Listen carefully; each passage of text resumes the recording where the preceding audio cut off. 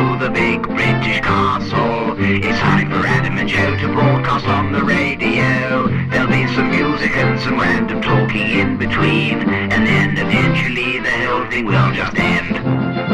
That was Aretha Franklin with Baby I Love You from 1967. This is Adam and Joe on BBC Six Music on a Saturday morning.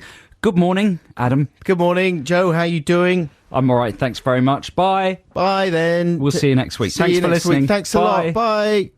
Oh, that was quick. That felt really flew by. It's a fast show this week. It was. You can tell when it's going well because it really, was good, man. It really whizzes by. It went well. That clever thing you said about good morning. Saying good morning to you. Yeah, when you that asked was me. Smart. Well, I just came right back with it. Did because you? I thought when you It's asked me natural now, isn't it? When you said to me good morning, I just thought what would be a funny thing to say, and I just said good morning right back, but in kind of a upbeat. Yeah, that's way. why you get the laughters. Yeah, that's true, They're isn't better it? than BAFTAs. They're much heavier. They've got an L. There, you could really do some damage with them. Yeah.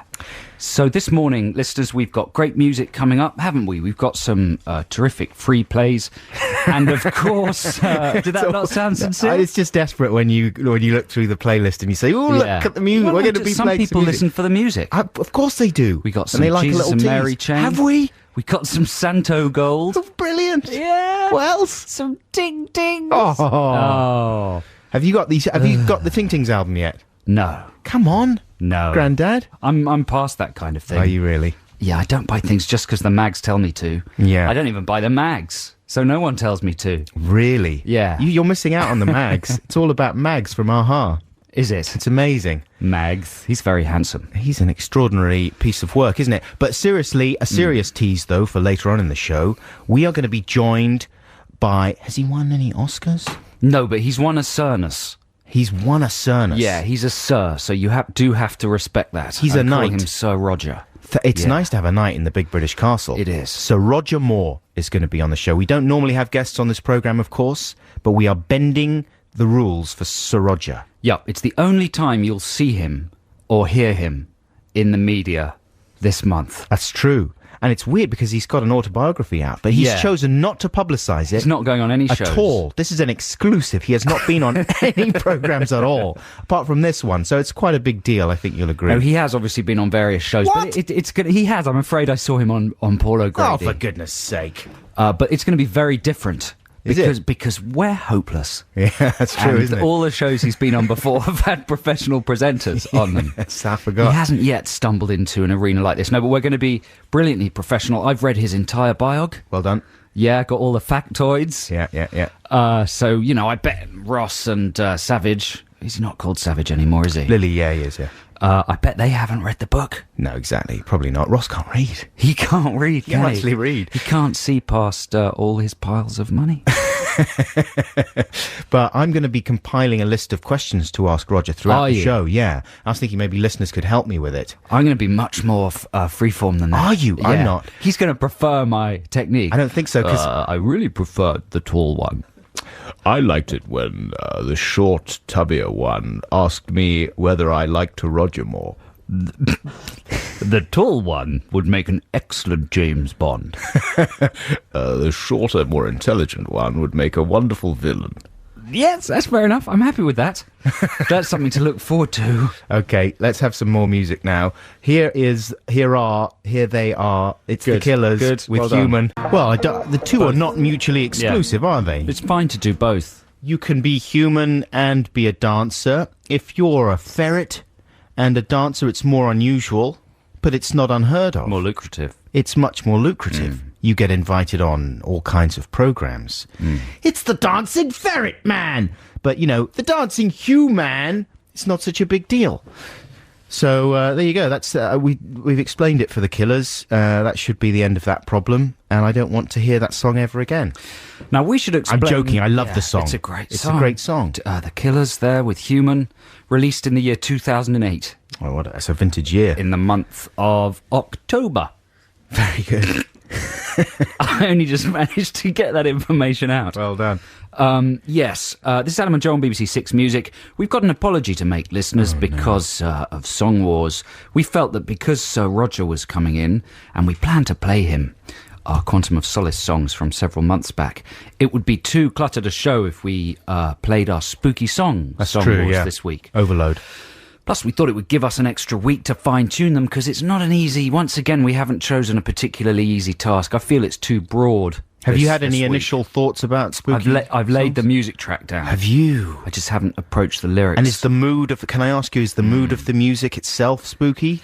Well, yes. Ooh. Yeah. I've gone for a spooky sound. It's scary, I tell you, when I play it back. I get scared. Yeah. Yeah. Can I ask you what milieu? You know you can't, Genre? because I think it's going to give you an unfair tactical advantage. I bet it's... You know, knowledge is power. Is it? In the high-stakes world of Song Wars. Damn it. In the nuclear confrontation that is Song Wars. Yeah. Any kind of information is... Did I say that already? Power. You did, yeah. Yeah, I'm just We've covered that repeating already. it to stress it. So yes, no new songs this week, but of course a reminder of our... Are we going to play the whole... Well, I guess we'll have to play the Yes. whole of the songs to Roger, Yes, right? I guess Sir Roger will be baffled Yeah. by them. He knows that we're going to do this, is that correct? He doesn't think that... I'm worried that he's going to think that we're just going to chat to him about his book. Which we're not really going to... I'm going to chat to him. Are His you? book's quite interesting in a couple of respects. I've got those questions. Don't worry about that. Yeah. If he looks, just give me a wink or a nod or a sign. If you think the interview should backpedal into like Radio 4 mode, and I'll take care of that.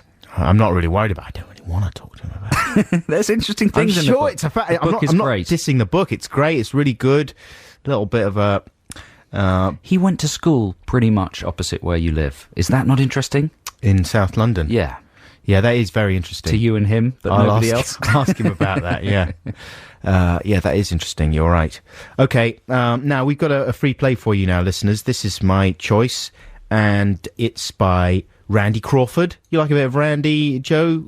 Yep, I do. Getting Randy every now and again? Yes. Well, she was on Radio 4 this week. She? Yeah. Yeah. I've been listening to a lot of Radio 4 recently and enjoying it. I don't know why exactly. Oh, it's because it's good, I suppose, but it's made the me feel... soothing tone as well. It's the soothing tone. Yes. I've been listening to Woman's Hour. I enjoy Woman's Hour very much. And Randy was on Woman's Hour. She was charming. She was absolutely charming. She's a professional. person. She really is. She just sounded delightful. And the guy that wrote Street Life was on there with her. I didn't realise that Street Life is such a saucy song. It's all about, like, chaps with cocaine spoons and being filthy and... ooh. But she sings it so sweetly you wouldn't have an idea. Anyway, I'm not going to play Street Life. I'm going to play this song, which I always thought was very Bond-like. One Day I'll Fly Away, you know? And I forgot when they played a little snippet on Radio 4 how much I loved this song. Randy Crawford with One Day I'll Fly Away. That's very good. DJ Format with Separated at Birth. Is that a new song, James, our producer? It's from 2005. Oh, Yeah. the olden days. Well, that was very enjoyable. This is Adam and Joe here on BBC Six Music. Do you read about the spammers this week, mate? No, mate. What's that news? Caught a couple of spammers responsible for a third of the world's spam. No. Why are you saying it in an Australian accent? Guess Because they're they're Aussies. they were Australian Oh, men. Although they were operating in Australia and New Zealand, they didn't pin down whether they were Aussies or Kiwis, but I would say they were almost certainly Aussies. They were operating in New Zealand as well. Yeah, they were operating in New Zealand. You see, that's more certificate. South African, isn't it? What is the difference between an Australian accent and a New Zealand accent? And a Kiwi I accent. think my only frame of reference is Flight of the Yes, the Conchords, Conchords. and Rhys Darby. Now, he's from New Zealand, Yeah. and New Zealand to me seems very slightly breathy, Yes. secretive and sort of punchy. That's just Right. the way that Rhys Darby talks, though. Well, that's what I'm...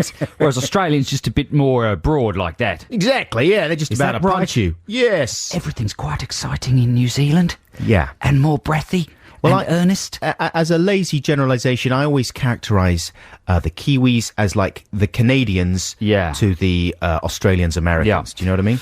You know that we're slightly obsessed with accents and actors doing them badly in films. I thought it could be a competition. You know, like competitions at the Big British Castle. But if we were, you could have people phone in and they'd pretend to be a particular nationality, and we'd have to guess whether they were putting on an accent or not. Right. It's like an accent test. We can do that, can't we? Can we do that? As long as we don't give them prizes or offer prizes, isn't that the thing? Yeah. We can do that. Let's do that today. Can we do that? Yes. Would it be worth doing? Yeah, well, let's try it. So what are you asking people to do? If you think I don't know. What am I asking people Yeah, to do? you haven't thought it through, have you? I haven't thought it through. That's fair enough. You were talking off the Let cuff. me give it a little bit of a thinkle through. I'll thinkle it through. Pop it in the think box. And then we'll see whether it's worth flying. My problem is that how would you know whether the person was lying or not? You'd have to just depend on them being truthful. Howard the Duck. How would you know? Howard the Duck. You're distracting me now. I Sorry, love that man. film. Yeah. Let's talk about that. No, we'll talk about it later. That's good about the spam, though.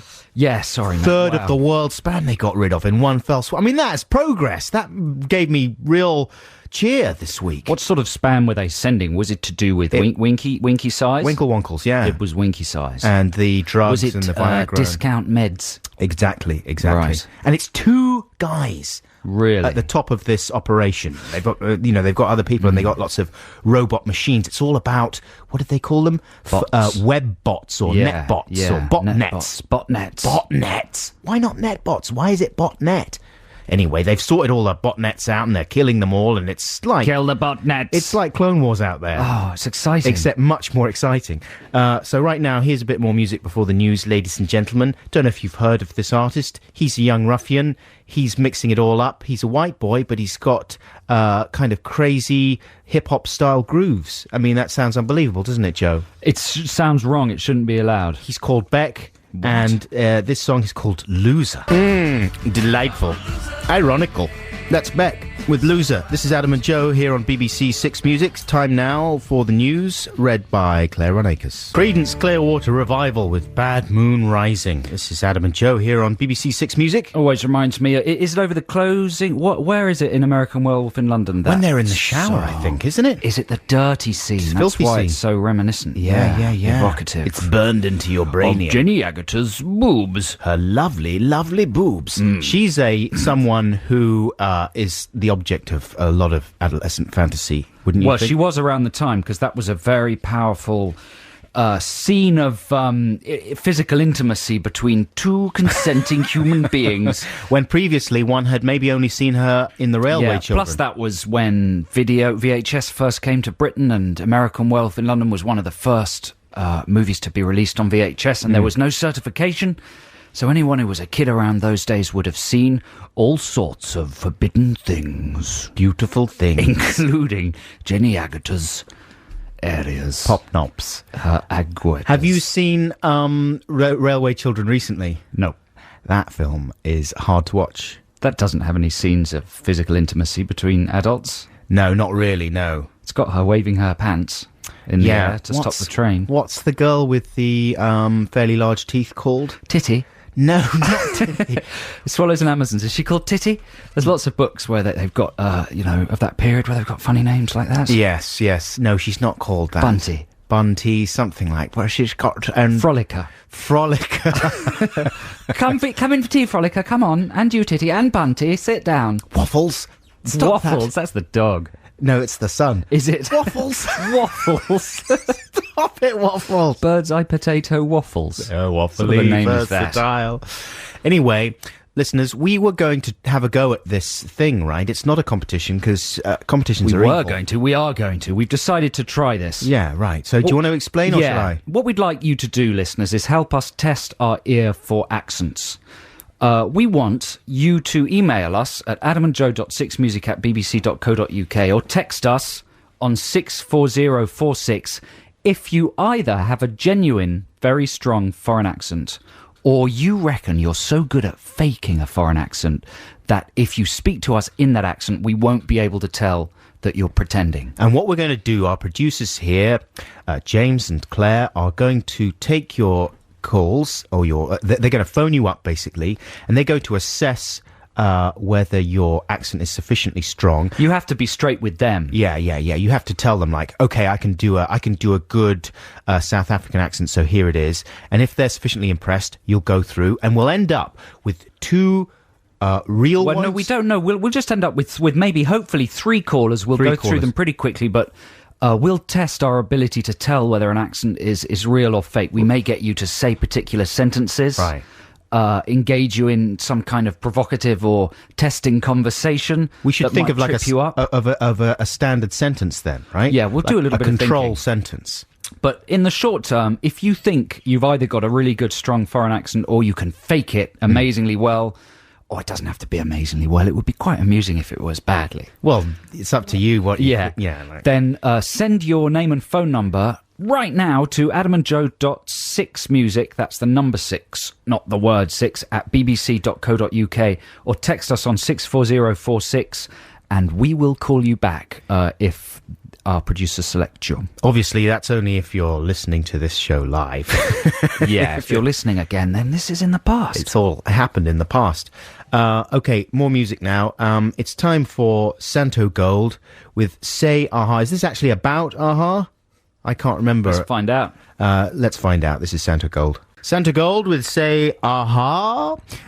No, it's not about Aha, is it? No, it's a song for dentists. Have you seen the version of Take On Me on YouTube? It's a new YouTube craze, literal videos, right? Where Right. you get an existing video, you remix the sound to make the lyrics state literally what's happening in the picture. And it's very effective, isn't it? Yeah, it's very enjoyable. It's brilliant, that Someone's video. done it with the Take On Me video. Yeah.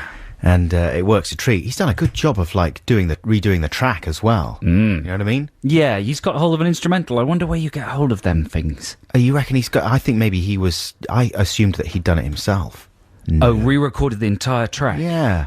Maybe I don't know. I might be insane there. There used to be, years ago, I remember seeing on Tomorrow's World a machine that could filter out the lyrics, The the vocals. Do you remember that? Yeah, well, you can still do that. Can you do that on Yeah, on yeah. a normal home computer? Well, I don't know about that. I mean, it's a bit of software you have to get hold of. Is it? Yeah. I'd like that software. Well, you can probably buy it. I'm going to. So, did you see in the news, Joe Cornish, there's deadly spiders? No. Did you see the deadly spider thing? Oh, I read that new types of insects were coming into Britain because of the global warming. Al Gore. Yeah. He's shipping them over. He's packaged them up in a big crate Yeah. and sent them over on a weak bit of rope. Thanks a so lot, that Al they Gore. snap and it smashes open. Yeah, thanks very much. Thanks a lot. Thanks a lot, Al Gore. He has them on. His body is full of spiders. Did you know that? If you look up close, his skin undulates because he's just full of. He's not a man. He's just a million spiders in Like- the form of a man. like Oogie Boogie in Nightmare Before Christmas. Is that what happens? He's great. Yeah, he's just a big sack, and when the sack comes There you undone, go. was he called Oogie Boogie? Something like that. No, I don't like that film. It's good, man. What's that? What's that? That drives me insane. I've rediscovered it Can't since stand it. since having children. You Really? know, I watched it again, and it's really not. Is it that- good? It's pretty good. Yeah. Anyway, I digress. The scary spiders, though. Ooh. I mean, have you ever been bitten by a spider? No, but when I was in America recently, somebody spotted out. They what? potted a little? Pointed out a black widow spider on the streets of LA, just hanging by an electricity box. He said, "Hey, that's a black widow spider. Watch out when you go into the Californian countryside." And lo and behold, I was swimming in a swimming pool, working obviously, Still in the pool, working, still yeah. working, yeah, in the pool. And there was a black widow spider hanging in the corner of the pool. Just having a cocktail. Yeah, What? in a little inflatable chair, Yeah. and that was terrifying. And he was saying, I got a great idea. It's about this man, and he can climb up walls, and he... you get where I'm going? Spider-Man, yeah. No, man spider. Man spider? Yes. That's very different. It's frightening though, isn't it? And we must all be careful in our daily lives That's to a- watch out thank you. for the new spiders. Very good. Watch out for the new spiders. There's a new spider. spider. Maybe they should launch Spider Magazine, the BBC's Spider Magazine. It's all the latest spiders. A guide to them, what to be afraid of, a poster of the new spiders, interview with old spiders, what they think of the new spiders, Yeah. spider facts, That's a great idea. BBC Spider Magazine. In BBC shops now. BDB. BDC. BDB. That's a very good idea. Have you ever seen the effects of a bad spider bite on YouTube? You should. It's amazing. No. Look for you. Don't Really, look for. really? Is that true? Oh, it's amazing. Because presumably it's not just a sort of boil on the skin, it's the person going into some kind Yeah. of shock. No. It's not that. It's Oh, in that case, I'm not interested. In the States, right? There's a type of, I think it's called a common brown, not called a common brown, but something the brown spider.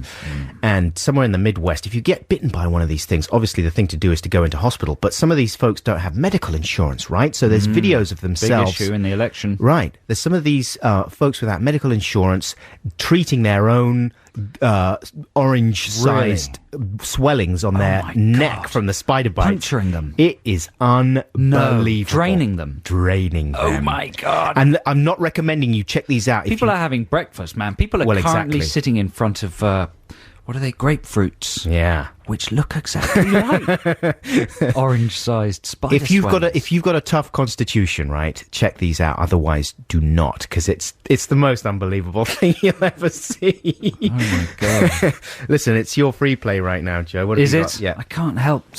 I can't stop thinking about Do you like seeing that kind bursting of stuff? the buboes. I mean, this is the king of all the bursting of the buboes. Yeah, you search for spider bite. This is a sort of relaxing song just to ease us out of that trauma. It's Bon Iver. It's from their current album. It's quite long, and it starts with pretty much silence and just a man banging on his acoustic guitar. So don't get worried. That'll be Mr. Yver himself. It picks up, and it's really beautiful, and it has an amazing use of an sort of R&B style electronic vocoder in it, but very subtly used and interestingly combined with folk vocals. Oh, This I is love subtle Wolves vocoder. by Bon Iver. Pulp with babies. He's a national treasure, of course, Jarvis, wouldn't you say? Joe I'd say Cornish? he's national treasure He's too. a national treasure, and he is going to be sitting in for Stephen Lazy Merchant, who is away on holiday, inverted commas. We never do that kind of thing, do we? We're always here. We're always on the job. We would never Yeah. skip off. That was a session recorded for the John Peel Show on Radio 1 on the 30th of May, 92. And Jarvis is going to be filling in for Stephen Sunday week. I think this weekend it's going to be Keris Matthews. Lovely Keris. And as we heard in that trail before, 16 years ago. 16 years. Isn't that extraordinary? Yeah, time flies. time just refuses to stand still, doesn't it? Damn it. As my body keeps reminding me. Well, let's not go into that now.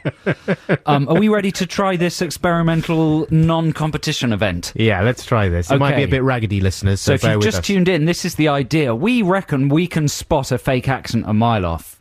That's the premise of this segment. So we've invited listeners who either have genuine accents or think they can do an impeccable pretend accent. And we don't know which, obviously. We've invited them to phone in, speak to us in their accent, and we have to tell whether they're genuinely foreign or pretending to be foreign. Now, we don't have a control sentence yet, do we? We don't have a control sentence, but let's Should we just chat to them generally? just chat a bit, yeah, and see what happens. We've got Francesca on the line. Hello, Francesca.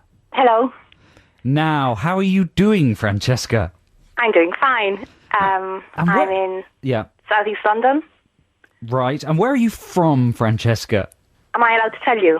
Well, that's an interesting question, isn't it? You have to tell us, like, it has to fit in with the accent you're doing, whether it's real or Because or obviously, fake. if were you to be pretending to be foreign, then it would immediately give it away if you told us you were from somewhere different than your Yeah. accent. Do you see what we're saying? Yeah. So I'll ask you the Okay. question again. Where are you from, Francesca? I'm from Italy. Italy. Italy? What's happened to your accent then? I lost it on the way to England. Oh, there's a little bit of it there. You sound more Irish to me. I thought you were Irish because we were testing the line just before you came on there, Yeah. and you sounded a little bit Irish. And I was speculating that maybe an Irish accent is something that a lot of women seem to enjoy doing. Do you know what I mean? Like in the Right. when I was at school, a lot of girls would do an American accent because that was fashionable at the time.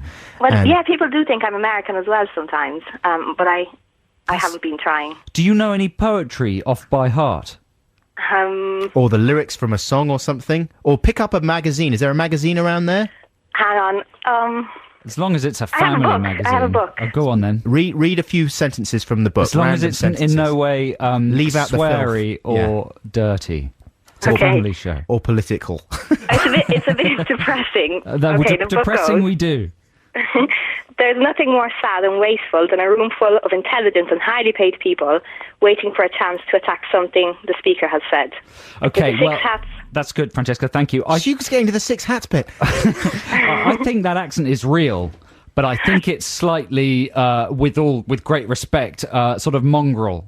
Polluted. It sounds like and don't respond to this, Francesca. I'm talking to Adam here. I think it sounds like a mix between Irish and Italian.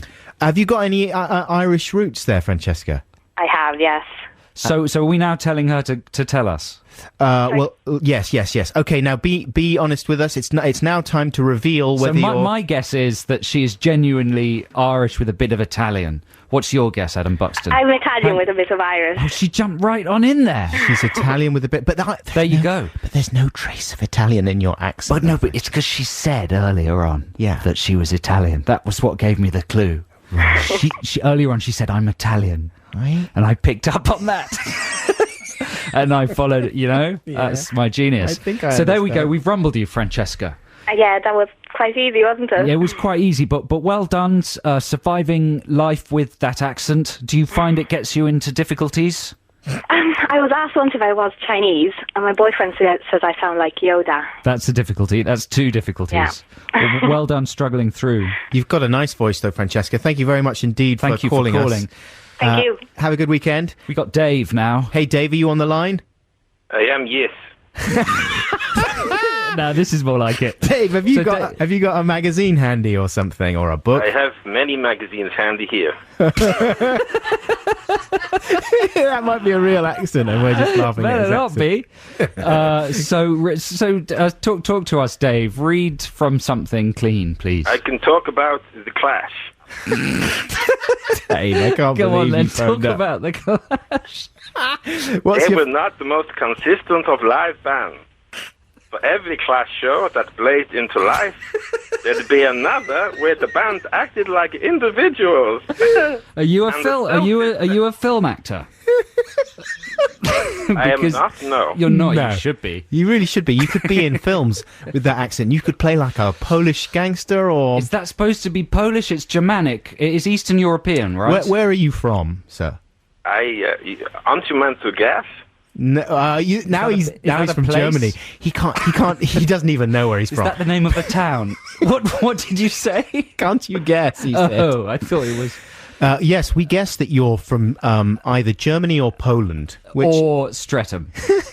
Most Actually likely. from Liverpool. yes. Now, what's your real accent, Dave? Because we're guessing This is that. my real accent. There you go. Oh, that's good. Dave, Are you you sure that's your real accent, though? Not really, no. Dave, read to us in your real accent, just with your normal voice for a second. Okay. They were not the most consistent of live bands. For every Clash show that blazed into life, there'd be another where the band acted like individuals.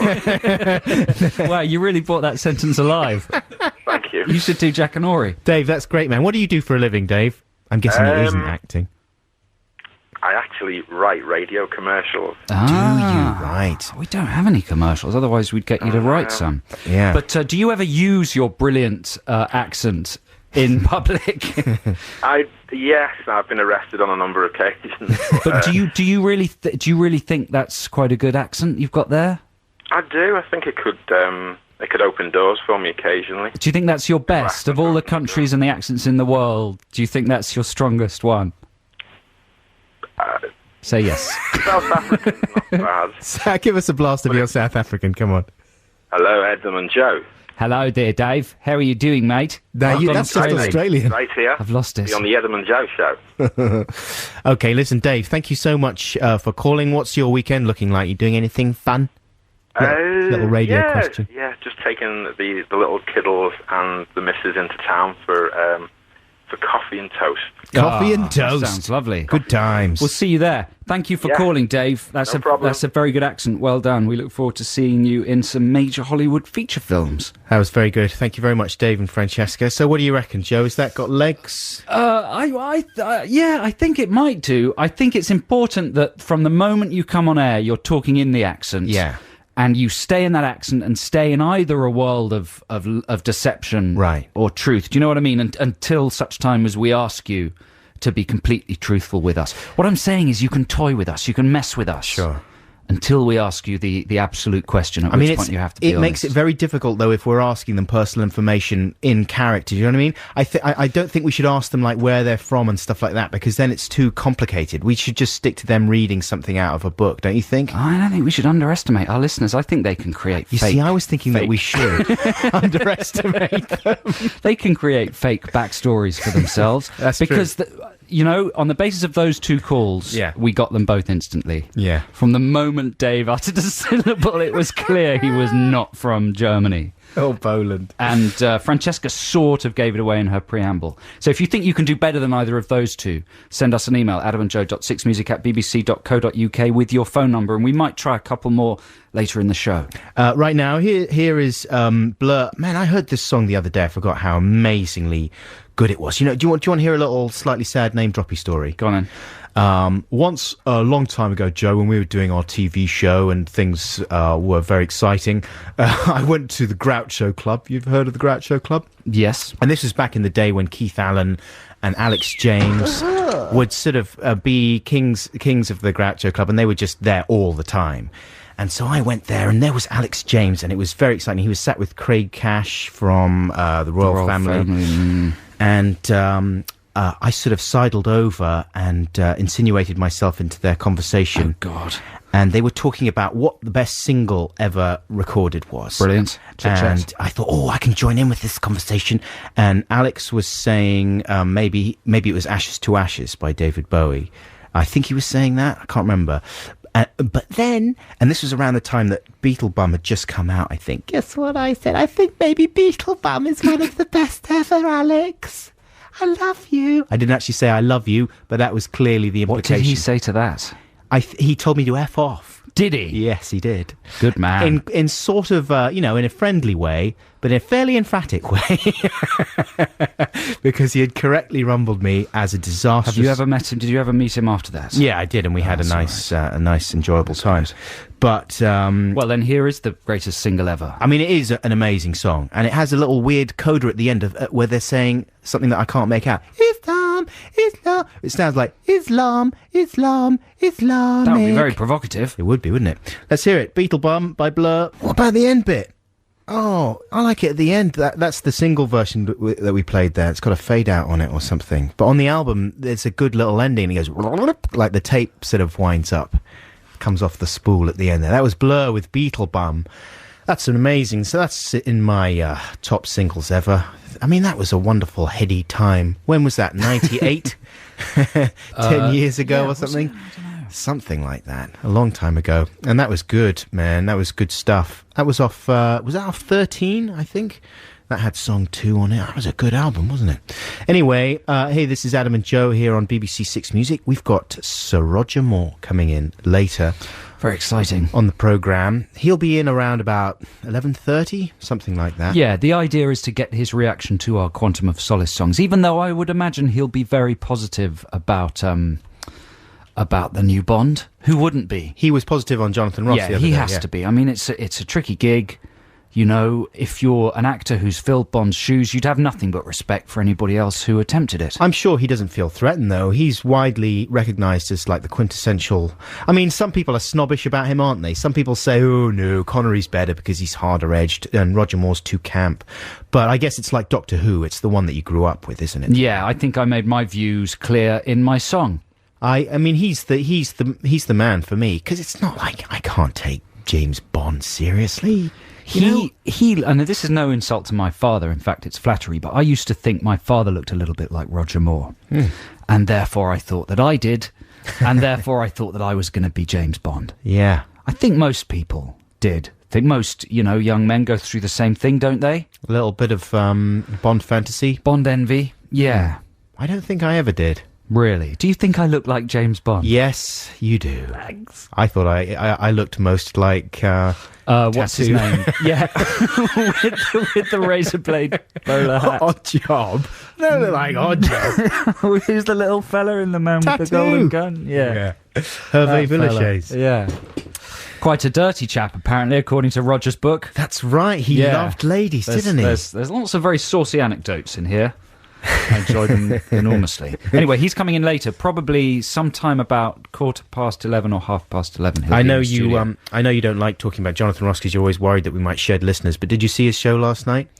A little bit of it. It was very sweary, I thought. Was it? And you expect a little bad language on there, but it was just wall-to-wall effing and jeffing last night. Really? Well, it's become acceptable, hasn't it? Jamie Oliver does it. His new show is full of swearing. Right. That other stupid chef does it. Ramsey. Crazy hair Scarface Ramsey. He was on there last night, and he was. I mean, Sorry, crazy hair Scarface isn't a very respectable way to describe him. He's a talented and brilliant and very clever, nice, kind man. hair Scarface. That'd be a good name for a gangster, though. But man, he was on there. He was effing and jeffing. Gervais, Ricky Jarvis was on there, and he was everything. he Bertram said, Pincus. It was F off this, F off that, the whole way through. And then Sarah Silverman comes on. She wasn't actually. Well, she's one of the world's cleverest and funniest swearers. She wasn't actually swearing, but she was certainly making some very explicit You references. see, to she's the one whose entire adult career love practices. Right, her entire career is based on provocation and saying shocking things. She was. Yet she's professional enough to get through a TV interview without actually using. Although she was a little awkward, I thought. Was on she? the show, yeah. Was she? Well, awkwardness is part of her shtick. Bit out of place, and she was one of those Americans that Shtick, came over all and part of her didn't. shtick. She seemed like she hadn't really bothered to find out what England was all about. Oh at no, all. she's a smart cookie. Making a lot of references to American stuff that she, talking about American, what was it? Some American antidepressant or whatever that no one would ever know about. And she was like, you don't have that in this country? I don't know. Have you seen her live? She's playing live tomorrow at the Labatt's Apollo, isn't she? No, I haven't seen her live. Yeah, well, that'd be interesting. It's a little dead end there, though. A conversational cul-de-sac. Yeah. A conv-de-sac. Is it Ting Ting's time now, James? It's got to be Ting Ting's time at some time, so let's get it over with now. This is Be The One by the Ting Tings. Text the nation. Text the nation. What if I don't want to? Text the nation. But I'm using email. Is that a problem? It doesn't matter. Text. Yes, that was the Ting Tings with Be The One, and this is Adam and Joe on BBC Six Music, and it's Text the Nation time, and as you'll already know if you've been listening from the beginning of the show, we've got Sir Roger Moore coming into the studio. You may have seen him on every other television programme, well, not a television programme, but every other media outlet this week, being very funny and entertaining. But we would like you to try and come up with a question that you've never heard Roger asked before. We want a killer question from our listeners, and that's Text the Nation this week. It's very straightforward. Questions for Roger Moore, and we're going to select one out of all of them that you send in and ask it to Sir Roger. Have you got one? I've got quite a few questions, yeah. Are you any that you're pleased with, the things that you think are original? Well, it turns out that Sir Roger Moore, during the shooting of The Spy Who Loved Me, got terrible shingles. Did he? On the right-hand side of his face. And you're Jimmy Shingles. That's exactly where I had my shingles. Right. So I was going to chat to him about shingles. Shingles, Apparently, everyone loves that. People love to hear Love hearing about me shingles. and Sir Roger talking about buboes. Shingle mingles, you Facial could call it. buboes. Mingle with the shingle. Mingle with the shingles. And apparently in some of the reverses of The Spy Who Loved Me, you can see his shingles. Bit of shingle damage. A little bit of shingle on the cheekbone. See, that's fascinating, isn't That it? is interesting stuff. I can't wait to hear you asking him that question. How many buboes did you have? Where on your face were they? What's he going to say? I don't really Did you remember. scratch them, accidentally burst some? Does he talk about it in the book? Yes. Oh, well, then he will remember, I guess. Shingles. Bonded by shingles. All I've got, I've only got one question in my locker. What? What's it like being James Bond? Well, there was that, yeah. Is that the Well, one? now you said it like that. It doesn't sound like such a good question. No, I had, would you like to Roger Moore? I had. That's the only one. That's not that's disrespectful, though, isn't it? But I thought it might be a fun question to ask him a little bit. What? That's a good idea. I just thought maybe Is that that's really the only one? That's, yeah. Because what else does he get asked, do you think? What are the things that he always gets asked? Like, what was your favourite Bond film to make? Did you get to keep the car in The Spy Who Loved Me? That's a good question. What would you, did you It's have not looking promising for the adult interview, is it? relations with all your co-stars, that kind of thing? I mean, did he? No, I think he was fairly happily married quite early on in the game. Fairly chaste. With children, yeah. Yeah. What But was you listeners, you can see we clearly need help. Yeah, we this need is a going to bit of be help. difficult unless we've got some good questions for Sir Roger. So please email adamandjoe.6music@bbc.co.uk or text 64046 with your question for Sir Roger Moore, and we will pick the best ones or maybe the stupidest ones. Yeah. And ask them unto him. Okay, free play now for you listeners. This is from the album Songs for Drella by Lou Reed and John Cale. Drella, of course, was their pet name for Andy Warhol, because he was like a cross, because they thought Warhol was like a cross between Cinderella and Dracula, right? And it's an amazing album if you haven't heard it. Weird little extracts from Warhol's diaries. Hey. Yeah. We've got an email here from a listener, Matthew and Jane Wilson in Streatham. Jane is expecting twins. They say if we dedicate a song to them, they will consider calling the twins Adam and Joe. No. Yeah. Well, listen, I'm going to Consider. I'm going to dedicate Matthew and Jane Wilson in Streatham. It's not legally binding, is it? So let's dedicate this to them. Let's dedicate this, because this is a great song. Where do they live? Streatham. Yeah. Well, this song is called Small Town. I don't know if you'd call Streatham a small town, but I guess you Roger could. Moore used to hang out in Streatham a lot. Yeah, well, this is all about growing up in a small town. There you go. Calvin Harris there with Acceptable in the 80s. This is Adam and Joe here on BBC Six Music. The time is coming up to 10:30. It's a beautiful day here in London town. It's going to be great weather this weekend. Fantastic weather for going around, just walking and having fun and chatting to people. I'm just filling before. 'cause You're doing a really good I want it to job. be exactly 10:30 before I throw to the news. So if you are out this weekend, take care, have fun, and don't eat too much ice cream. This is Adam and Joe here on BBC 58, Six 59. Music. Time now for the news with Claire and Elizabeth. The Police with So Lonely. You know, we've got builders working on the house next door to us. Have you? Yeah, the Cornish clan, and they are working very near to my bathroom window on scaffolding. Have you caught them peeking? Well, obviously I'm sexy, and they would want to maybe catch a snap, sell it to the European mags.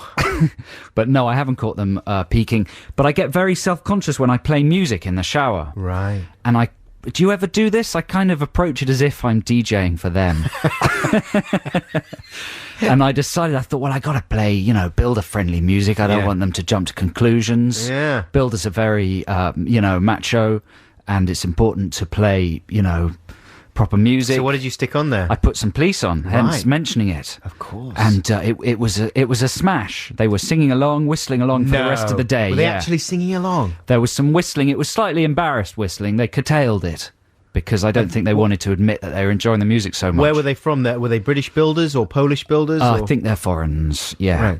Right. This is the best job I've ever done. Oh, the music is so great coming out from the bathroom over there. That's what I was hoping they were thinking. That's almost certainly what they were saying. Some more personal news. We've had an email from Jeff Masson. He says, just wondering if you could confirm my possible sighting of Dr. Sexy, that's me, on the tube on Thursday at around 9:45. I was on the Victoria line coming home, sat opposite two blonde girls who were having a right good bitch about some girl they worked with called Izzy. Their inane conversation didn't seem to interest Joe in the slightest, and he preferred to flick through his copy of the Metro at a rate of a page a second.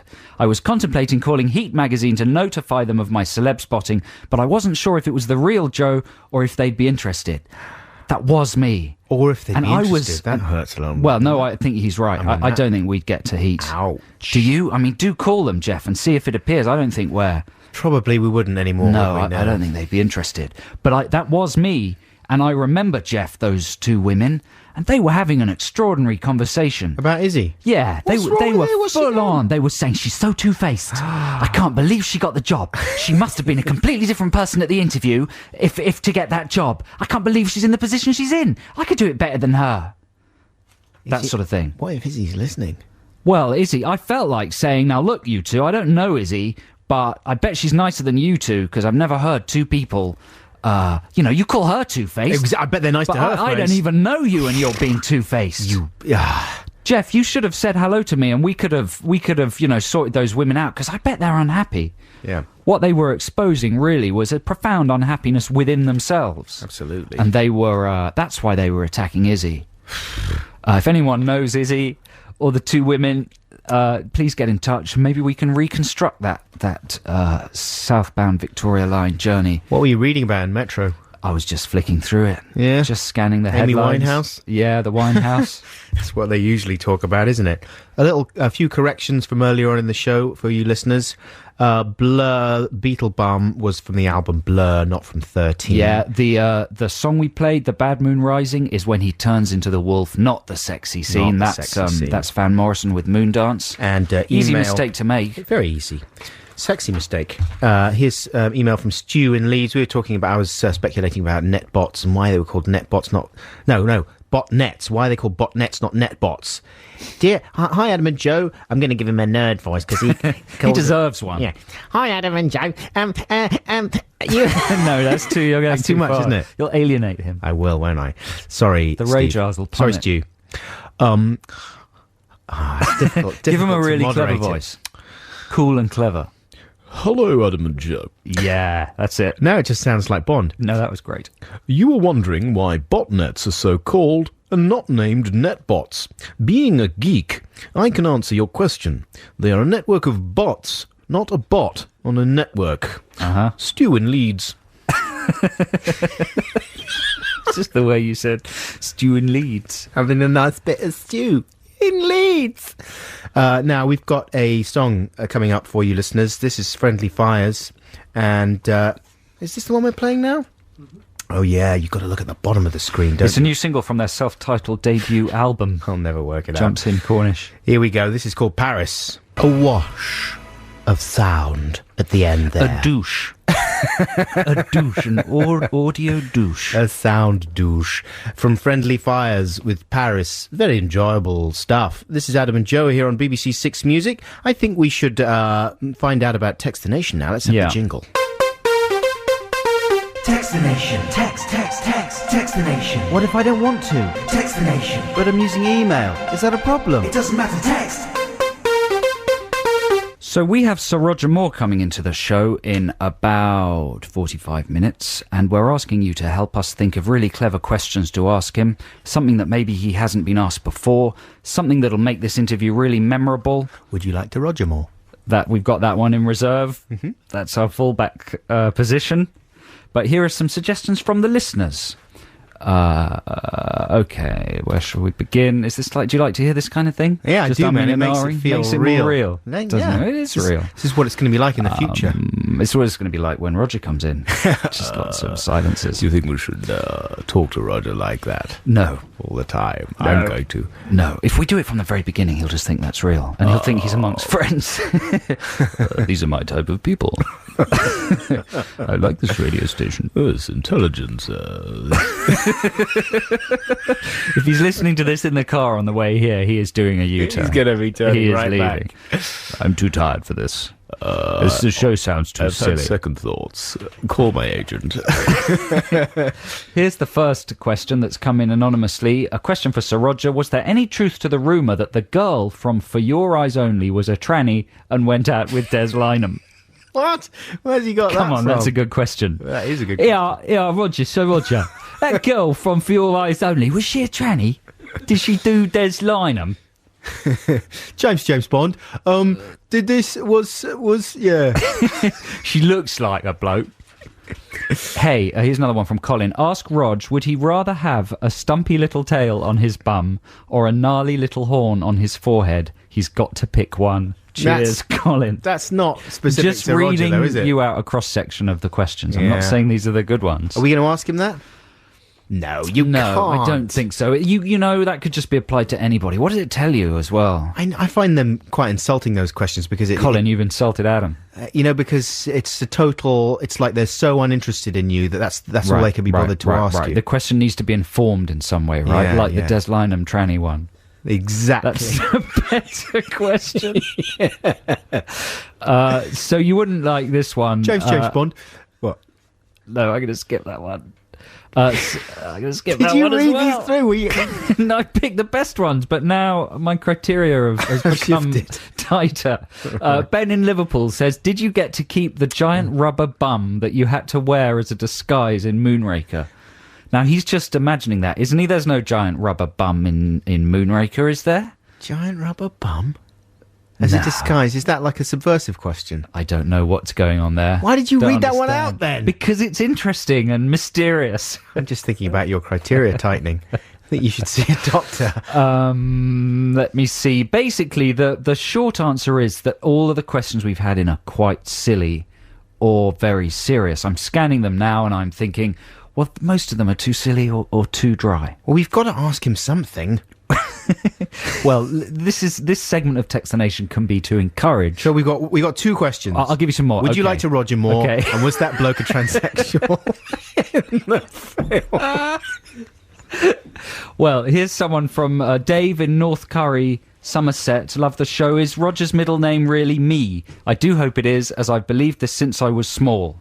Okay? I'm going to Well, keep that's like reading. my question, Well, I though, know, isn't it? but it's all we've got.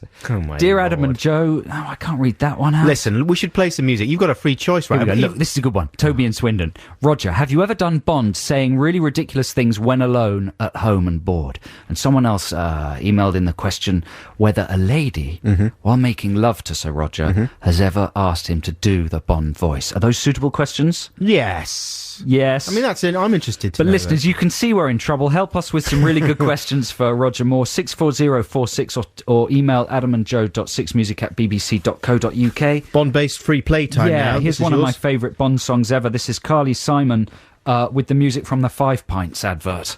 Bankers will be bankers. Yeah. Yes. Credit Come on, crunch. crunchy. That's the Bail House out. Martins. What was that one called? Get up off our knees. It's Adam and Joe on BBC Six Music. There's a lot of excitement at the moment in the entertainment industry about the forthcoming Star Trek film. Oh, I thought you were going to say the Charlie Borman thing. There's a lot of excitement about Charlie Borman's trip across. Where's he gone? I don't know where he's going. On He's going to holiday. the shops. About the new Star Trek film. Right now, I'm not a big fan of Star Trek. You don't do Trek, do you? No, Cornballs doesn't really like the Trekking. He doesn't like episodic science fiction No, drama. but you love it, don't you, Adam Buxton? Love trekking. Big love fan Trek. of Star Trek? I'm a big fan of the Star Trek TNG, actually. Oh, really? The Next Generation. Not And the 60s Star Trek?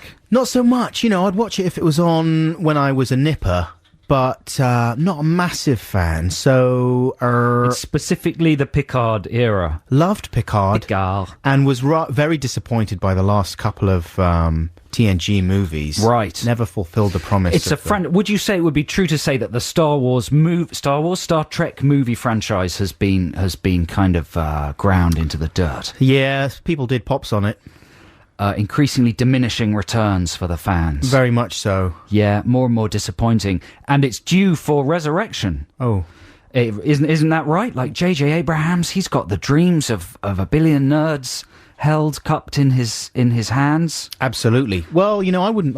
If anyone's going to do a good job, it's him, surely. Well, what about you, Adam Buxton? Me? What would you do with the Star Trek franchise? leave it alone, Joe. Because not a lot's known about the film. There's a trailer, isn't there, that unveils the magnificent new Starship Enterprise. And there are some stills have been released now showing the crew, that the new cast, all in their uniforms, apart from Kirk, because part of the plot is Kirk's process of becoming the captain of the Enterprise. Right. He's some kind of a renegade trainee or something who ends up having to take command of the Starship Enterprise under very dramatic circumstances or something.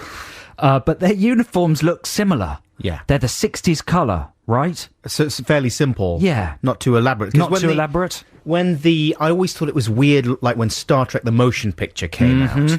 I didn't like the fact that they fooled around with the uniforms and made them sort of ornate and frilly a little Right. bit, you know. Right. I didn't like it. I think they've gone back to basics. But do you approve of that? What would you do with the franchise if you were going to bring it back? Well, I'll tell you, this is a serious point, right? Right. Get ready. Oh dear. It's not the direction I wanted this to go in. I want them to respect the color schemes, okay? That to me is very important. It's like, you remember when Route Masters in London, the hop on, hop off buses? The palette. It's key to the mood of anything. Exactly. Route Yeah. Masters used to have a lovely warm interior. The upholstery on the seats was Checkered. kind of checkered, oranges, reds, that kind of thing. And that to me was nice. But when suddenly they went all neon, and the non-Route Master buses with the foldy doors, it was all cold and grey and neon-y. And that, I think, is what caused society's fabric to crumble a little bit, and for it encouraged youths to behave in a cold, callous way, just like the colour So scheme. you want it to have the 60s Star Trek colours? Yeah, Yeah. I do. Yeah, well, I think it's got those. I think you're in luck. Good. What about the bridge? Because technology's come on a lot, hasn't it? Yeah. And, all science fiction is really a product of its age because they always use the most sophisticated knobs available at the time. That's a tough one, isn't But it? knob technology advances very quickly, and often the knobs are outdated. Do you know what Abrahams has done? I've seen a shot of the bridge. Yeah, sure I have. Well, he's bound to have made it all curvy and modern, like a curvy Do you think? modern car. Didn't they do that on The Next Generation? Yeah. Well, I don't know. Tell me. It looks good to me. Does it? Looks kind of retro, A little bit boxy. Retro-futuristic, yes. Have you seen the new Spock? No. He's a man Is he? from Things Yeah. on something. I don't know what he's from, but he looks quite good. He looks very like your brother. Oh. Yeah. Is he white or Yes. black? No, he's a Caucasian gentleman. He's white, right. Because they had, on Voyager, they had a black Klingon called Tuvok. Mm-hmm. I think he was a Klingon. And no, he's not a Klingon. What am I talking about? Where's Spock from? Vulcan. Vulcan. I'm not even a Trekkie, and you're making such fundamental Well, errors. this is what I mean. I'm not into What the sort lore. of plot do you want to see in the new Star Trek film? Oh, I don't know. I just want a big spaceship and lots of I don't want too much humour. Right. I'll tell you You that want it much. taken seriously. Yeah, I'm Yeah, a because little- it is serious, isn't it? Yes, it is. Yes. It's utopia you're dealing with here. Yes. And of course, Simon Pegg, Yeah, the Pegg nation's favourite comedy star, is playing Scotty. Yeah, that's okay. I'm sure Simon is reverential enough to. He looks take it good. The still seriously. of him looks very good. Yeah. He looks quite serious. Yeah, good. Playing older than he usually plays. Yeah. Gruffer. I don't want it too campy. I'll tell you one thing I would like to see in there is a bit Yeah. of fun to be had with moving around in time. Time travel. I like. Yes. Yes. I love. They can do that on Star Trek, can't they? Yeah. Are you excited about it? Yeah, I am actually. Really? Yeah, I think J.J. Abrams, he's pretty good. Are you going to generally, be there on the opening day? isn't he? Well, that's going a bit far. Really? That's not the kind of thing you do. I don't do that at all anymore. No. But I'll go out and I'll rush out and buy it on the DVD. Oh, that's nice of you. On DVD, 6 I'll- months after it's come out of the I'll cinema. project it. You're not a Trek fan at all. You don't even know where Spock comes All right, from. I'll go and see it. That's better. Will we get invited to the premiere? do you No, think? No. not after that display. No. All right, music time now. What's next? It's the top of the hour. Let's have the love top this of the hour record. jingle. And then after that's a bit of White Stripes for you. This is the voice of the big British castle. It is the top of the hour. Ooh, that's wonderful. I got so bored with the last hour. I'm glad it's gone. Now here's the new one. It's exciting and it's new. How do you do? Oh, wowza, that's the White Stripes with Seven Nation Army. Very apt, of course, because Jack White's done the theme tune to the new Bond film. That's right. And we've heard that Sir Roger Moore is in the house. He's Very going to exciting. be joining us at around about 1:30. And we're going to have to get our questions together for him, get them in order. We are. Oh, my lordy. Oh, my Lord. There's a good reason we don't usually... I mean, we've made an exception because Sir Roger is important to us both. We don't usually have guests, so we need to apologise in advance to our listeners and Sir Roger if our interviewing style isn't particularly evolved. The last time I think we interviewed a human person, Yeah. famous or not, was when we did this show called Adam and Joe Go Tokyo, was it not? Right? Years ago, like 2003, we were out in Japan and we were doing a show about popular culture.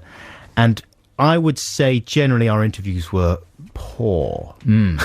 I did lots for Radio 4, for the film programme on course you Radio did, 4, yeah, and yeah. I was just much too blunt Right. with very famous people. James Blunt. I was quite rude to Robin Williams. Were you? About the film Patch Adams, yeah. Why? I just thought I should tell it to him straight. That's a low. Did you really? Yeah, I thought, Robin Williams, you've been kowtowed to all day. Cornish is going to play hardball. About Patch Adams? Yeah, about a run of very disappointing... and Sir Roger, in no way will I do anything like this. I'm going to be so reverential, it's almost going to be sickening. Yeah. But with Williams, I stepped over the line and he looked genuinely depressed. What the hell were you thinking about? I felt ashamed after the interview. I thought, wow, he's a human being after all. He has feelings. He's Patch Adams.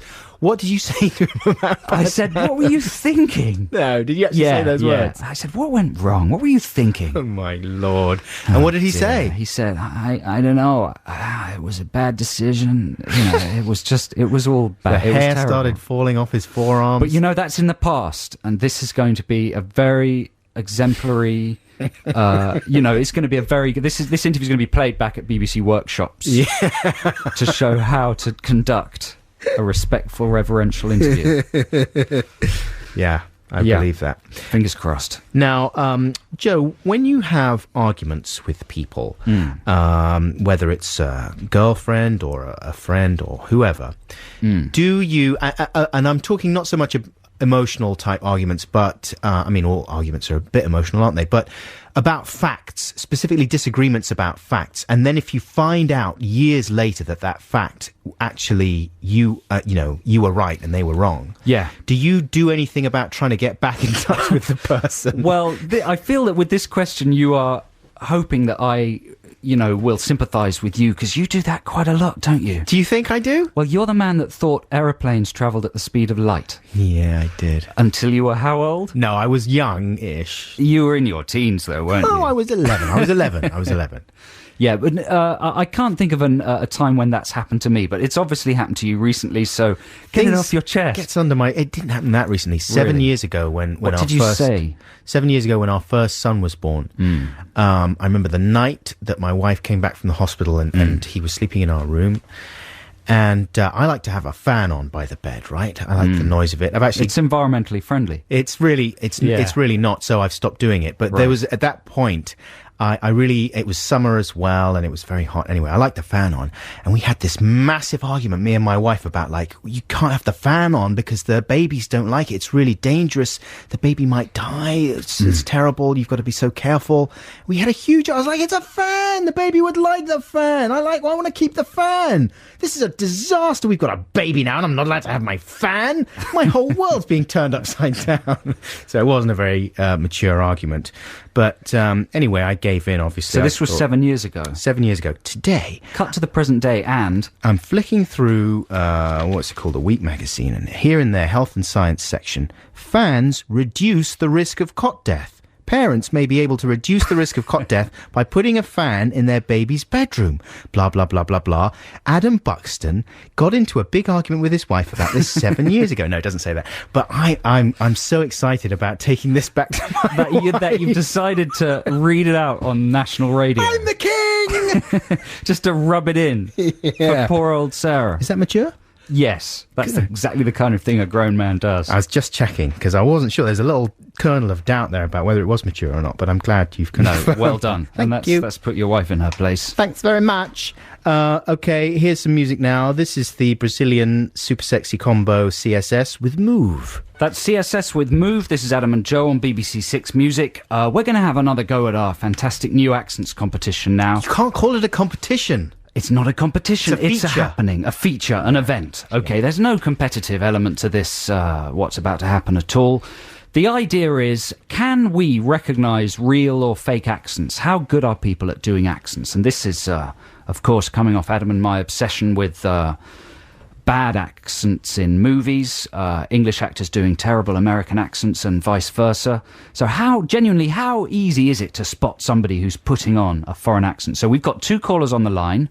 They are either pretending to be foreign or are genuinely foreign, and we have to decide whether they are really foreign or pretending. Right. By the quality of their accent. I would say to both of those people, while they're listening right now, have a magazine or a book handy. Some text that they can read out. Yeah. Nothing filthy, obviously. And until the moment when we ask you to be truthful, you can be as deceptive as you want with us in terms of what you say your name is, where you say you're from. You can invent an entire background for yourself, all designed to convince us that you are genuinely of the extraction that you're claiming to be. So we've got Rebecca on the line, I think. Hello, Rebecca. Hello. How are you doing? I'm fine. And this is your accent we're hearing now in full effect, is it? Yes, that's correct. It just sounds normal to me. It sounds like you're English. No. No? Rebecca, I'm from Texas. You're from Texas? Yes. Well, would you read out a little extract from a book or a magazine if you have one lying around? Okay, sure. I'm reading from Good Homes, an article by Xander Rhodes. It says, how would you describe your style? Colorful. I'm certainly eclectic because I'm a collector, Real, a hoarder real. even. That's real. That's real. That's real, isn't it? That yeah. sounds to me like a genuine Texan accent. It's very good. Is that not true? No, I am. There you go. And whereabouts in Texas are you from? I'm just north of Dallas. Oh. Just north of Dallas? Are you just from just north of Dallas See, there? that's not quite such a good accent there. Well, no, this, Wow, that if was I was really in a rubbish. film, that's how I would do it. Whereabouts would you say that accent was from, Rebecca? Oh, the bowels of hell. I don't know what that was. Stockwell. That was pretty rubbish. Sorry, babe. Are you a resident of the UK now, or? Yes, I am. I'm a citizen. That was too easy. Yeah. It's too easy. Was it easy? No, it wasn't well, easy. it's just so genuine, your accent. It just sounds so ingrained. Can you do a British accent, Rebecca? I knew that was coming. No, it's really bad. Give it a shot. Read out that same bit of text. Imagine you're in front of cameras. You're playing an English person. You've got to crack an English accent. Read that same bit of text out in the best English accent you possibly can. Go. Okay. Sandra, how would you describe your lifestyle? Colourful, certainly eclectic, because I am a collector, a hoarder even. That is brilliant. See, No, it it's sounded the crap, same to really. me. No, that was good. Yeah? That was good. Okay, well, thank you for calling, Rebecca. Sure. You're very kind. Thanks for being from Texas. And do you know the band Spoon, Rebecca? I'm familiar with their work. Yeah, they're from Texas. That was a little bit of Texas bonding for you. It was very There It was you good. go. It was lovely. very primitive. bit of Warms the Texas. cockles of my heart. Thanks you so go. much. Thanks a lot, Rebecca. Thanks for listening. We've got Deakus on the line now. Hello, Deakus. Hi, Deakus here. Hey, Deakus. Now, Deakus, what nationality are you claiming to be? I'm not claiming. I'm Trinidadian, you know. Oh no, Deakus. Deakus. What? He went for. What's the Who problem, eh? vetted these calls? Who's responsible for selecting these calls? Deakus, have you got a magazine or a book handy there that you can read from for a little while? Yeah, man. Okay. I have something called, let me see, Enigma. It's about the Enigma code, you know. I was standing in the middle of a clearing in a pine forest just outside Berlin when I realized that I must have found what I had been seeking. For months Okay, I've been hunting. Deakus, you can stop there. You had better, for the sake of the BBC and our guidelines, be genuinely where you're saying you are from. Yeah, man. I grew up near Chagonas, Near where? upper part of Spain. Spain. Chagonas. Yeah. You heard of V.S. Naipaul? Yes. Yes. Yes, absolutely. He grew up there, man. Right. Deakus, Is that real, Deakus? now you have to speak with your real accent because we believe that maybe you're putting that one on. Yeah, you've rumbled me. Deakus. That was a good attempt, but the thing that gives away a lot of people when they're putting on the accent is a certain nervous breathlessness. Do you know what I mean? Yeah. Well, that was sort of undone by its broad stereotypical nature. Actually, as Lack kind of of close observation. as kind of Jamaican stroke Trinidadian accents go, I thought Yeah. it was not too bad. Really, I did. I thought it was too bad. I literally thought it was I started to too get bad. into it at the end, though, when I started talking about Naipaul and everything. I Right. thought I You was started almost to really there. inhabit the role. That was the bit that actually made me think you were clinically insane at the bit. The thing is, I think if there's a skin colour difference, the casting people would be so unlikely to cast you as someone from Trinidad. Yeah, but you do get a lot. I'm actually half Trinidadian, by the Are way. you? My mum's from Trinidad, so There you go. You do get a lot of. It's funny hearing white Trinidadians with a very strong Right. accent. Yeah. Because you sort of assume they're putting it on. Yeah. You know what I mean? Well, Deakus, I think you fooled Adam there. Is your name really Deakus? no, it's Jack. It's Jack. Jack. Well, Deakus, you really fooled Adam there. How did he fool me? You thought he was real. I did not think he was in any way real. I thought he was doing a decent job of a decent, if insane, job of pretending to be from Trinidad. But Jack, thank you very much indeed for your call. Have a Okay. good weekend. What are you up to this weekend? I'm going to Norwich. Hey, Which where your wife is from, I think, or something. East Anglia. We're living near Norwich. Yeah. Yeah, but I grew up in Norwich, so I'm going there to see my parents and my Trinidadian uncle. Excellent. Have a great time, and thank you for listening and calling, Deakus. Yes. Have a good one. Take I'm care. not going to stop calling him Deakus. Cheers, Jack. So there's that experimental competition. I'm not sure how that played out. What in do you the think? end. It's a tough one, isn't it? Maybe It's a we tough can one. It needs a come bit back more to thought. it. Certainly won't get working on the jingle just yet. We're very excited, listeners, to have Sir Roger Moore in the studio. We'll be talking to him in a matter of minutes. Probably after the news. But before we do, here's some more music for you now, listeners. This is a free play, and this is Field Music. Have you heard any Field Music, Joe? No, but I've heard they're good. They are good, yeah. Oh, look, the Someone's left the phone off the alert. hook and it's making its alarm noise. The off-the-hook alert. It's good, that, isn't it? Yeah. It's one of the good things Is it about field modern music? life. No, it's not actually field music. They're good. It's an unusual sound. It's like a cross between Steely Dan and Gang of Four or something. Right. You know what I mean? Like angular on the one hand, but sort of smooth and harmonious on the other. Anyway, listen to this. This is Walking to Work. Working to work, not walking to work, you idiot. Can't you get anything right? No. You know what? We do it on purpose to keep people engaged. Exactly. That was Field Music. This is Adam and Joe here on BBC Six Music. A bit more music now, then the news, and then we are going to be meeting Sir Roger Moore here on the programme, so do stay tuned. Right now, here's Travis. Travis with Something Anything. This is Adam and Joe on BBC Six Music. It's nearly time to meet Roger Moore. After the news and a bit of music, we will be doing exactly that. I can see him through the window, Joe Cornish. I know. He's through there. I wonder if did he do any accents? Was he? He wasn't really an accent. Well, we can ask Sir Roger that. I think I seem to remember him being in a Nazi uniform in one of his films. Maybe Escape to Athena or From Athena or whatever it was called. But can he do a good Trinidadian one? Well, if there's any show that's going to test that, it'll be this one. Time now for the news. 007, a fantasy Bond theme. That's Barry Adamson there. Very good. And our guest in the studio recognised that, of course, as the theme from Matt Helm, he said. But I think he knew, of course, that it wasn't the theme from Matt Helm, as he is. The Persuaders. It was, yeah, there you go. It was T.J. Hooker. We are very pleased to welcome Sir Roger Moore to the studio here. How are you doing? Thank you, Adam. I'm doing very well, thank you. Thank you. Hello, Sir Roger. I just want you to say my name, that's all. Joe. Thank you. You're welcome. Thank you very much for coming in. I've got to say, this is a very big moment for the child inside me. Because, man, I used to love all of your films, like everybody, pretty much everybody else of our generation and everybody else in the country. You didn't stop loving them, though, did you? Yeah, no, absolutely. Yes, you did when you met Robin Williams. Yes. Fell in love with him instead. No, they, you know, a lot of people are kind of, you know, have lost track of the Bonds because they... Joe's got overwhelmed by...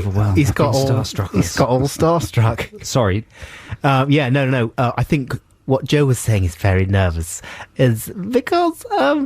this is weird for me as well, because I was watching The Spy Who Loved Me yesterday with my young son, Frank. He'd never seen it Was before. he in it? I don't remember. No, he wasn't in it. Oh, I see. He was watching it. I was showing it to him, and I wasn't sure if I should show it to him or not, because I thought maybe it was too grown up for him. Do you know what I mean? Like he's only 5 or something. Well, I don't know. I don't think there's anything particularly frightening in it. He was freaked out by Jaws in there. Well, I was too. Yeah, I mean, he thought he was very scary, unsettled by the metal teeth and that kind of thing. Can you imagine if Jaws had done what was the marvelous film with Tony Hopkins? Silence of the Lambs. With those great big metal choppers. Yeah. But poor Richard Keel, he could only keep last about 60 seconds with the teeth in. Because, I'm sure. Well, it was as though, if you ever chewed a piece of silver paper. Oh. And it was like having that in his mouth, and so he would start gagging after about horrible. You had a technique for playing opposite those villains, Sir Roger, though, didn't you? Like a way to respond. It says in your bio, a way to respond to their evilness. I just imagine, sometimes you didn't have to imagine, that they had halitosis. Oh, yeah. Halitosis, which is something to do with something between the toes. Yeah. And then Jerry Halliwell-tosis, yes. So you recoiled and winced from the imagined bad breath there. No, it's just go back slightly. Yeah. Now, Joe is being very careful about keeping the Sir at the beginning of No, Sir. No, really? No, Charlie, Mary, anything you like. Really? So you're not, I mean, because, it's nice to be knighted. I want to be knighted. It's not going to happen, but... I can arrange it. Yeah, if you could, that would be ideal. I will speak to HM. How long ago were you knighted? I think it was 5 years ago, 6 years ago. I mean, that is good, isn't it? Being at Night of the Realm, but you don't. I mean, people generally would address you as Sir Roger, would they? Out of respect. Well, that is the correct form of address for a knight, a KBE, but sometimes it's Sir Moore, which it's not, of course, but me, it doesn't matter. It's you don't get shirty about it. Why would I? I don't know. Some knights would, I can imagine. Well, who's the famous actor that goes into a terrible tizzy if you don't call him? Ben Kingsley, isn't it? Ben Kingsley. Rumour has it. Surely not. This is not something I've heard off anybody who knows him, but apparently, if you don't call him Sir Ben, he goes into a rage. He goes into a little Gandhi-style rage and starts... He has a fit. Wow. Well, he was Gandhi. Yeah, exactly. Right. So he's more noble than the rest of us. Oh, yeah, absolutely. Gandhi at the one end of the spectrum, and at the other end, the bloke from Sexy Beast. Have you seen that film? Oh, Sexy Beast. It's brilliant. It's very good. Got to watch that one. It's got Ray Winston in it. Oh, it's Ray Winston. Yes, he's marvellous. Yeah. Now, we have been asking some of our listeners to send in questions, because we were keen not to just ask you the same questions that everybody else asks you. I mean, what do you get asked most often? What's the key? Are they your own teeth? Yeah. What do I get? Who was your favourite Bond girl? What was your favourite Bond film? Right. We're not going to ask one of those. No, we're not going to ask either of those. But a question lots of people are asking is whether you use, or while you were playing Bond, whether you used the character at any time outside of the films, for instance, to attract ladies, or you were happily married during most of the Bond years, weren't you? Yes, I think you can say happily I was married, Yeah. But did you ever use your Bond skills, your voice or the persona outside of the films to gain leverage in life or any situation? No, but surely you could slip into that voice and those mannerisms at any point and, stun people. Well, the voice and the mannerisms are me, and, you say, but it's the same in The Saint, the same in The Persuaders, or Ivanhoe, or Maverick. I don't change. Yeah. I'm just... me. What about Brian from Norfolk says, and this must have been asked to you before, so I apologise if it has any lady ever wanted you to pretend you were James Bond when you were making love? Like a little sexy scene from a Bond movie. I really want to know, says Brian. It must have happened. You don't have to go into detail. Well, Brian, I'm not going to tell you these things. You might get too excited in Norfolk. That's a yes. I shall be in Norwich. I'll be in Norwich this week signing books. Oh, good one. That's my next. So Roger's point is that you kind of never snap out of character. You are the character. Yeah. Yes. In a very rewarding way. So it's not a question of a woman having to request that. It's just 24 hours a day. Yeah. Non-stop. He's got a license for that weapon. Which is a fantastic thought, isn't it? Now, we're going to play a bit of music, and after this, we are going to play you our bits of music that we've created for the new Bond film, Quantum of Solace, but we would very much like your opinion. I look forward to hearing it. First, here is Source with You Got the Love. Candy Staton there with the Source, You Got the Love. We are here in the Six Music studio with Roger Moore, Sir Roger Moore. No, Charlie Moore. Jimmy Moore, Johnny Moore. He's here. We should explain. So I'm going to carry on calling you Sir Roger. It feels wrong not to. We should explain what's about to happen. We have a segment on this program where Adam and I write songs. So and we pick a theme each week, and we go away individually, and we sometimes every once a month. Yeah, and we craft these songs. When I say craft, I mean that in the loosest sense of the word craft. And the theme one week was to make prospective theme tunes for the Quantum of Solace, to try and second guess the producers and see if we could come up with a better theme song. So we are going to now play you, maybe just to ease you in gently, one of those theme songs. Yeah. And see what you think. See whether have you heard the new theme song to the Quantum of Solace, the Jack White and Alicia Keys song? I heard it once. And do you have a strong opinion on? Did you have a strong opinion on the theme songs in the Bond movies you were in? Because you had some of the best. You had Live and Let Die. Great piece of. For Your Eyes Only music. Is great. Nobody Does It Better is great. I always had a soft spot for Moonraker. Moonraker's fantastic. Bassy. No, they were all good. The one thing about the Bond films that you can be sure of, they're going to be good music. Yeah. And hopefully Quantum of Solace. What about the Madonna one? Obviously, you couldn't say anything at all rude. Did about Madonna it. do Loved one? it. Yeah, she did. Die Another Day. Yeah. Oh, Lord. Analyze this, Freud. It had all sorts of weird talking in it, and it was odd. Well, listen. It's genuinely regarded as the weakest theme. Yeah, Yeah. the weakest link. Let's play ours now. Do you want to go first, Joe? Or? Sure, yeah. Yeah. Mine is just called The Quantum of Solace, and see what you think of this song, Sir Roger.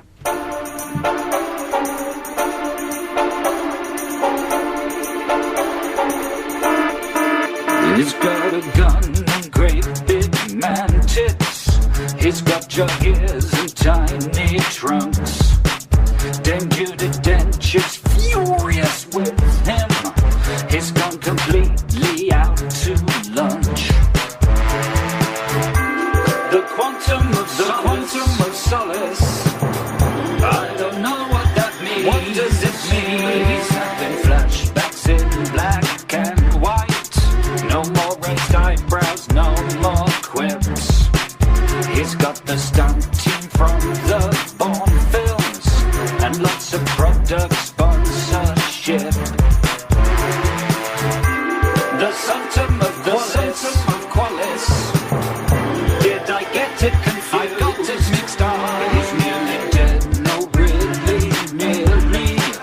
It's much more gritty than before. No silly gadgets, just lots more fighting with that French bloke that does parkour. The thingy of what's something of Boris. I forgot what it's called. Is that what it was? Sometimes I wish Roger Moore would come back with an underwater car or some kind of jetpack, or a hover bungalow and a Union Jack. Forget it, mate, it's not the 80s. He'd rather kick you in the face. We've got a new Bond for the noughties, because the world's a terrible place. The quantum of solace. I've written it down, remember it now.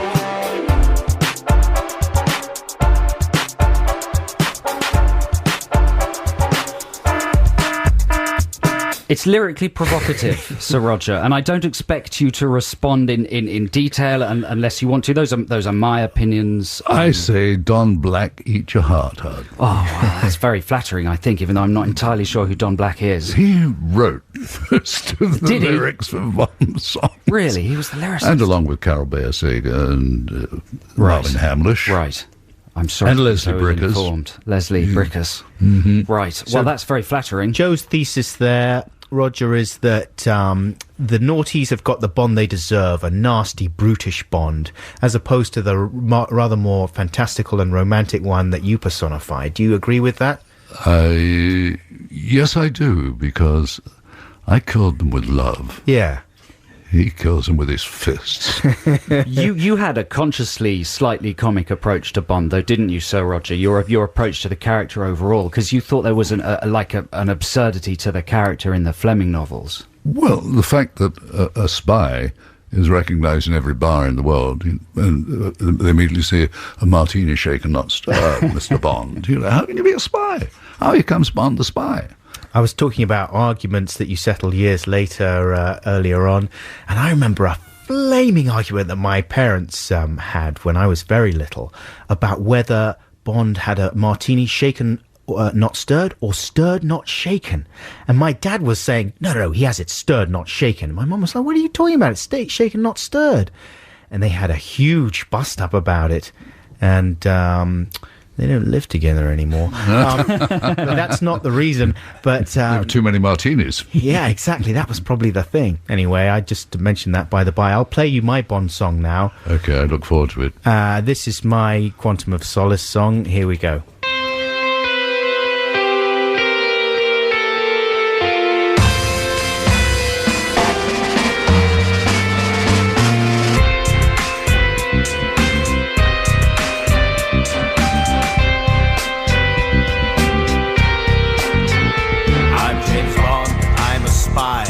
I'm working for the Brits. I've got cars and guns and gadgets. I've got ladies with big brains. I've got licenses to kill.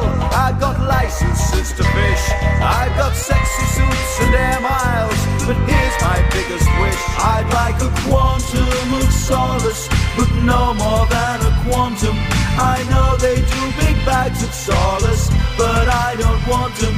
I only want a teeny tiny slice of solace before I shoot you. Bottom location chase, bottom location chase, shooting dirty baddies in the busy foreign street.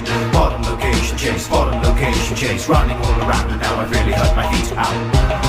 So, Mr. Bond. Yes, hello. You want to stop me? I do want to stop you, yes, but only if it's exciting.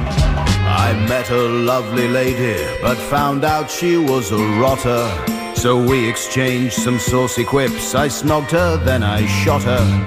But I felt quite bad because I'm such a modern, complex guy. Sometimes this job gets to you, and maybe that is why. I'd like a quantum of solace, but no more than a quantum. I know they do big bags of solace, but I don't want them. I only want a teeny tiny slice of solace before I shoot you. Quantum of solace, I'm saying the name of the film of the music. Quantum of solace, I did it again just there. I think we will meet again, Mr. Bond. Okay. It's a little drama for you within the song. Well, I think it's absolutely lovely. You missed some obvious rhymes with wits and things like that, but it's BBC. But how the devil did get Michael Caine playing Bond? You thought that was that was my best Roger Moore in there. Oh, I see. Well, not many people know that. Now, so Roger. It's been really nice meeting you. We're almost at the end of the show, and I feel frustrated because it took us a while to get over our nerves at meeting you. It's quite overwhelming, and I imagine a lot of people who do meet you do get very tongue-tied and starstruck to have someone as iconic as Bond suddenly in front of them, and you're talking about me. Yeah, Joe Cornish. Do you get a lot of nutty fan action? Do you have to be sort of careful sometimes? No, but my favourite one is when people say, "Are you who you think you are?" Yeah. Would you be interested in doing a spin-off Bond film that Adam and I might write? You know, like Sean Connery did Never Say Never Again. If Adam and I were to find some kind of legal loophole and write some kind of Bond film, because I think you're still, you'd still be great. Harrison Ford is back in there. Everyone's coming back. Yeah. The rules are being broken. Would you be up for that? How much? Money. Right, that's the key question, isn't it? We could do 50 or 60 pounds. We'll talk to BBC Worldwide. Oh, this is a BBC They've got budget, lots I of can money. tell. Yeah. Okay, good. So that's a yes. Yes, We're on. definitely. All right, listeners, we're going to have to write that film, and yeah, good. That's exciting stuff. Roger, thank you so much for coming in. Yes, thank you. And we should stress, of course, that your book has been a highly enjoyable read for both of us. Thank you. My Word is My Bond is the title. And you're looking very sexy in there. We both thought you were fantastic on Jonathan Ross the other day. Oh, thank you. Thank you very much. How was that? We were speculating as to whether... what's it like there when you go on the show? Do you get given like a little drink in the green room there beforehand, or No, there's water. Right. And that's it. Oh no, that's mine. That's Adam's phone. How disgusting! Isn't that disgusting? That is my wife. Can you believe that? What is she thinking about? What is she get Sir Roger to answer, for God's sake? That was a bit unprofessional of me not to turn the ringer off. Listen, Sir Roger, thanks so much for coming in. It's been an absolute honour and a pleasure. Thank you, Joe. Thank you, stop looking at me. I just freeze up because I'm so starstruck. Well, you're quite exciting to look at. Well, I know. So it's a dangerous combination. I mean, this sort of television without pictures is electrifying radio, but not for you. No, we really do appreciate you coming on this show. I think you're either going to kill me or kiss me when you look at me. That'll kill you if I kiss you, I tell you. It's going to be kiss, kiss, bang, bang. You never know where my tongue has been. Well, what a superb way to end this week's show. We're going to play you out. What are we playing them out with?